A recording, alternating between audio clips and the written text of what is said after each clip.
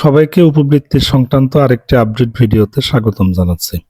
সম্মানিত ভিউয়ার্স, 2026 সালে যারা ষষ্ঠ ক্ষেত্র বিশেষে নবম এবং একাদশ শ্রেণীতে অধ্যয়ন করছে তাদের উপবৃত্তির ফরম বিতরণ করা হচ্ছে।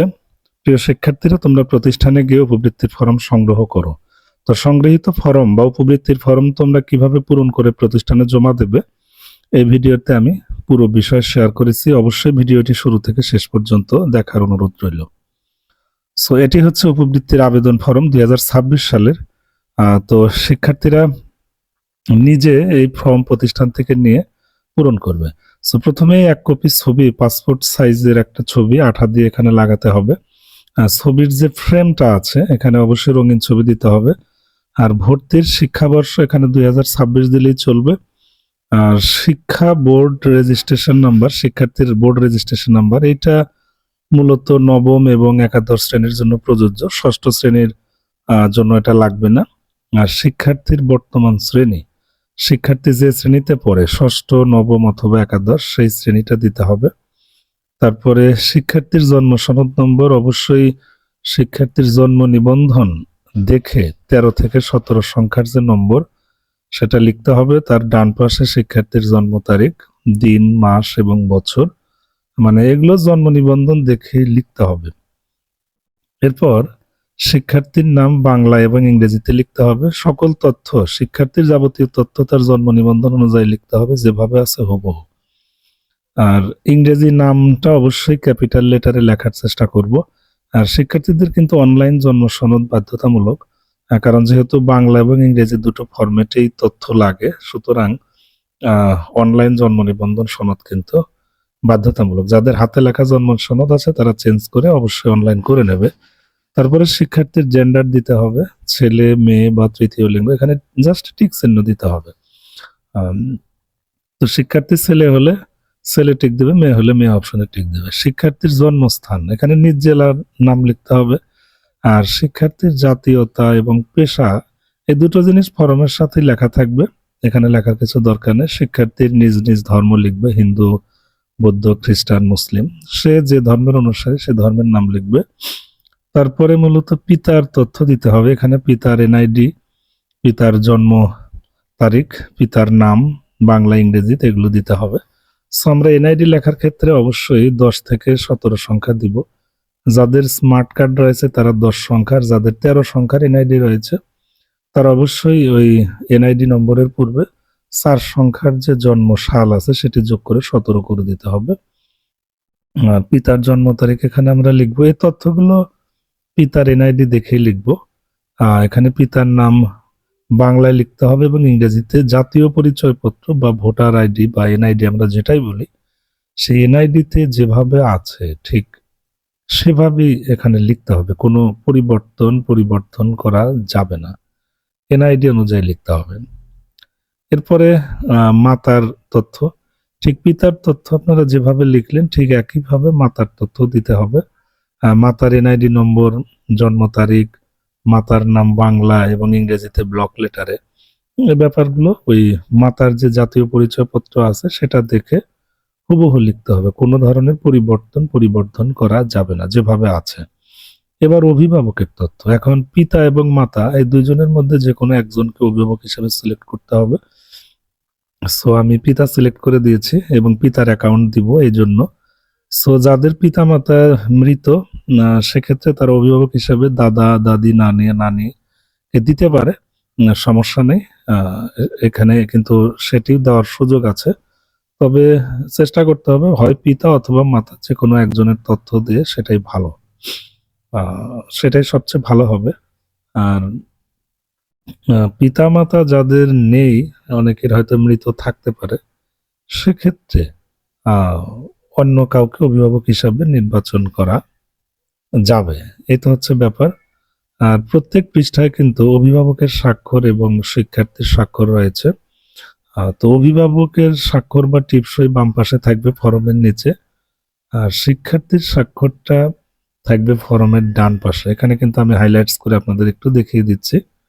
তো এখানে কিন্তু শিক্ষার্থীর স্বাক্ষর দিতে হবে, তার নাম লিখে দিলেই কিন্তু চলবে। যাই হোক, আমরা পরবর্তী ধাপে যাচ্ছি। তবে অভিভাবক হিসাবে পিতা অথবা মাতা যে কোনো একজনকে সিলেক্ট করে দেওয়াই বেটার। একাধিক শিক্ষার্থী থাকলে সেক্ষেত্রে যদি পিতার নাম আগে ইনক্লুড করা থাকে সেক্ষেত্রে মাতার নাম ব্যবহার করা যেতে পারে। এবার উপবৃত্তি প্রাপ্তির জন্য অভিভাবকের তথ্য, যেহেতু আমি অভিভাবক হিসাবে পিতাকে সিলেক্ট করে দিয়েছি, সুতরাং আমি এখানে পিতার এনআইডি নম্বর লিখব, তারপরে জন্ম তারিখ লিখব, পিতার নাম বাংলায় লিখব, পিতার নাম ইংরেজিতে লিখব, তারপরে মোবাইল নম্বর লিখব এবং অভিভাবকের পেশা দিব। তো আমরা যেখানেই পিতা মাতার তথ্য দিই না কেন তাদের জাতীয় পরিচয়পত্র অনুযায়ী কিন্তু আমাদের দিতে হবে। আমি যেহেতু পিতাকে অভিভাবক হিসাবে সিলেক্ট করেছি, এই জন্য আমি পিতার নামীয় হিসাব এই অপশনটাতে টিক চিহ্ন দেব। মাতার অ্যাকাউন্ট দিলে মাতার ঘরে টিক দেবেন। আর যদি শিক্ষার্থী নিজ নামে স্কুল ব্যাংকিং হিসাব খুলে থাকে সেক্ষেত্রে সেটাতে টিক দেওয়া যেতে পারে। এছাড়া এই বছর উপবৃত্তির ফর্মে কিন্তু একটু চেঞ্জ আছে, যে আগে শুধুমাত্র নগদ হিসাব ব্যবহার করা যেত, সো এইবার যে কোনো ধরনের মোবাইল ব্যাংকিং, নগদ, বিকাশ, রকেট, যে কোনোটা আপনি ব্যবহার করতে পারেন। সেই সাথে রাষ্ট্রায়ত্ত ব্যাংক, সোনালী, রূপালী, অগ্রণী, জনতা, এছাড়া বেসরকারি যে কোনো bank, Dutch Bangla bank, city bank, Dhaka bank, mutual trust bank বা এজেন্ট ব্যাংকিংও কিন্তু ব্যবহার করা যাবে। সো আমি মোবাইল ব্যাংকিং এর তথ্যটা দিচ্ছি, এটা হচ্ছে সবচেয়ে সহজ প্রক্রিয়া। প্রথমে মোবাইল ব্যাংকিং এর নাম দেব, বিকাশ, রকেট নাকি নগদ সেটা লিখব, তারপরে অ্যাকাউন্ট নম্বর দিব, আর যার নামে অ্যাকাউন্ট খোলা আছে যেমন পিতা অথবা মাতা, ঠিক তার তথ্যটা আমরা এখানে দিব। তবে অ্যাকাউন্টের নাম কিন্তু সেই হিসাবধারীর নাম হবে, মানে এনআইডি অনুযায়ী দিতে হবে, হয় পিতা অথবা মাতা যাকে আপনারা সিলেক্ট করছেন। তারপরে প্রতি পৃষ্ঠার শেষে শিক্ষার্থী এবং অভিভাবকের স্বাক্ষর দিতে হবে। এবার আমি পরবর্তী পৃষ্ঠায় দেখাচ্ছি, এখানে মূলত শিক্ষার্থীর স্থায়ী ঠিকানা এবং বর্তমান ঠিকানা দিতে হবে। স্থায়ী ঠিকানাটা এনআইডিতে যেভাবে আছে পিতার বা শিক্ষার্থীর জন্ম সনদে, ঠিক সেটা অনুযায়ী দিতে হবে। বিভাগ, জেলা, উপজেলা, ইউনিয়ন বা সিটি কর্পোরেশন, ওয়ার্ড নম্বর, তারপরে হচ্ছে গ্রাম বা বাসার নম্বর, এটা দিতে হবে। আর বর্তমান ঠিকানা সে যেখানে থাকে বা যেখানে, যদি বর্তমান এবং স্থায়ী ঠিকানা একই হয় তাহলে দুটো তথ্য একই হবে, কোনো সমস্যা নেই। কারো কারো ক্ষেত্রে এক হয়, আবার পিতামাতার চাকরির কারণে হয়তো কারো কারো ক্ষেত্রে বর্তমান এবং স্থায়ী ঠিকানা কিন্তু আলাদা হয়ে থাকে, সমস্যা নেই, এটার জন্য কোনো প্রবলেম হবে না। তারপরে শিক্ষার্থীর বর্তমান শিক্ষাগত যোগ্যতা তথ্য, এখানে বিভাগ বলতে বিজ্ঞান, মানবিক, ব্যবসায়, এটি নবম এবং একাদশ শ্রেণীর জন্য প্রযোজ্য। ষষ্ঠ শ্রেণীর শিক্ষার্থীদের এটি লাগবে না। জেলা, বিদ্যালয়টি যে জেলায় অবস্থিত, এখানে বিদ্যালয়ের জেলা দিতে হবে। বিদ্যালয়টি যে উপজেলায় অবস্থিত সেই উপজেলার নাম। তারপরে শাখা, শিক্ষার্থী ক, খ বা গ কোন শাখায় পড়ে শাখার নাম লিখবে।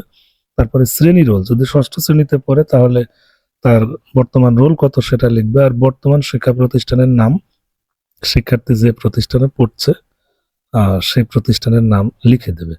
আর এখানে আবেদনকারীর পরিবারের আর্থিক অবস্থা সংক্রান্ত কিছু চেকলিস্ট আছে, এগুলো জাস্ট টিক চিহ্ন দিতে হবে, এখানে লেখার কিছু নেই। শিক্ষার্থীরা জাস্ট একটা একটা করে অপশন পড়বে এবং সেগুলোর তথ্যের সত্যতা যাচাই করে জাস্ট টিক দেবে। যেমন পড়ালেখার খরচ কে বহন করে, পিতামাতা জীবিত কিনা, মানে জাস্ট এখানে হ্যাঁ এবং না, এই ব্যাপারগুলো সবচেয়ে বেশি আছে।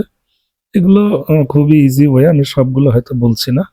তারপর নিচে শিক্ষার্থী এবং অভিভাবকের স্বাক্ষর দিতে হবে, যেভাবে প্রথম পৃষ্ঠায় বা পরবর্তী পৃষ্ঠায় দেওয়া হয়েছিল। ঠিক এই অপশনগুলো আমাদেরকে শিক্ষার্থীদেরকে পূরণ করতে হবে। আর নিচে যে অপশনটা আছে এখানে অভিভাবকের স্বাক্ষর, টিপসই বা আবেদনকারী শিক্ষার্থীর স্বাক্ষর, এই ব্যাপারটা কিন্তু গত বছর প্রতি পৃষ্ঠায় ছিল না, বাট এইবার প্রত্যেকটা পৃষ্ঠায় ইনক্লুড করা আছে। এনিওয়ে,